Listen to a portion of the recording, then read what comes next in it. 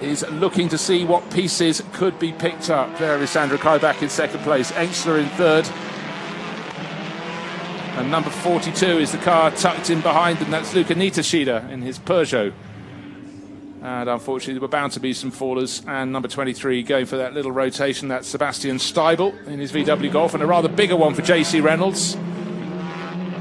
So will this lead to a safety car? How quickly can they clear that? You can see the mud and the muck being put there by the spinning cars. The 29, that's Jussi Kusiniemi, and unfortunately for JC Reynolds, he's got a bit of, well, that's not his bodywork, I don't think. I think it's a bit of an advertising hoarding that's got caught underneath, but clearly they've had a bit of a clatter. Let's see how it happened coming up to the Remus curve. Look at the grouping at the back of the shot. That's where the incident, oh, dearie me.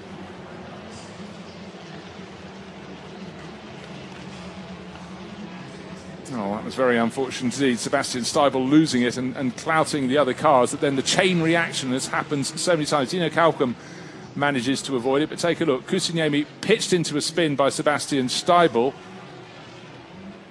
And then, as they tried to go to the inside, JC Reynolds dived for the gap that suddenly became no gap whatsoever. So not Reynolds' fault at all for the Swiss racer. Looking at it from another angle, it was Sebastian Steibel losing it in the yellow and blue Golf, clipping. Oh, quite a few other people did get involved on the outside of the corner as well. Safety car is out on the circuit, SC on the top of the screen, and you can see it was a bit like a billiard ball bouncing across the inside. But it's the fact the chain reaction happened for so long afterwards as people tried to go up the inside. A couple of the Engstler Golfs trying to find some space. For 29, Jussi Kusiniemi, not his fault. He got hit, was minding his own business, had turned into the corner. JC Reynolds, even less his fault, as he tried to steer clear, was already investigating the various incidents. So it was all very clean from the front. Better start from Luca Engstler than it was from the pole man, Sandro Kaibach. Then Lucas Nitashida over by the pit wall side in his Peugeot, fleetingly into second place. Sandro Kaibach hung on by driving almost into the next region of Austria around the outside of the first corner. Everyone else behind did that traditional run wide over the curbs and keep pressing on.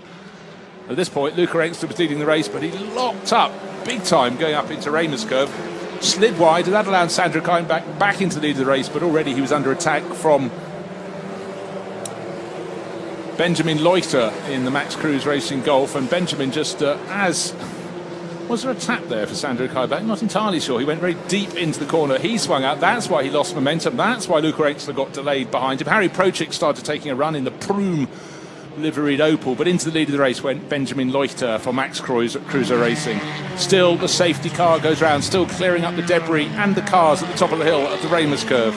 Cars down towards the back of the pack at the start of the race, often where the trouble happens, but I'm afraid Sebastian Steibel really was to blame for that incident at the top of the hill. Neither of the drivers who were there had anything to do with anything. They were just trying to keep out of the way.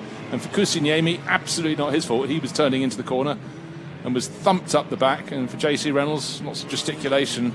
He tried to avoid it as well, but that car, there is Reynolds' car being lifted out of the way, got on the grass on the inside and had nowhere left to go, clouted the barriers. Kusiniemi's Golf just a little further down. He's got